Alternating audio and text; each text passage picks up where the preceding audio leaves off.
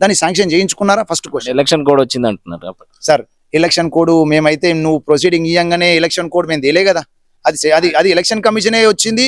అది నీ టైం బాగాలేదు. ఇప్పుడు ఎగ్జాంపుల్ నువ్వు ఒకప్పుడు గెలిచినావు అంటే నీ టైం బాగుంది, గెలిచినావు.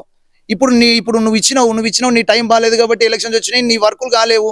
పోనీ ఒకవేళ నీ టైం బాగుంటే నీ హయాంలో 1 year ఉంది కదా, మేము గెలిచి కాంగ్రెస్ 2023 డిసెంబర్ 3 తారీఖు విన్ అయింది.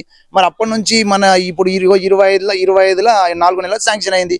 మరి ఈ 1.5 year లో ఎందుకు చేయించలేకపోయినావు? నువ్వు కౌన్సిలర్ ఉన్నావు కదా, నువ్వు కౌన్సిలర్వే కదా, మరి ఈ 1.5 year లో నువ్వు ఎందుకు శాంక్షన్ చేయించుకోలేకపోయినావు? ఎమ్మెల్యే గారు చెప్పారట, మీరు మీ హయాంలో వచ్చిన ఫండ్ తోనే మీతోనే కొబ్బరికాయ కొట్టిస్తాం, మీ పనులు ఏవి ఆపము, ఆ నిధులు తీసుకొస్తాం అని చెప్పి.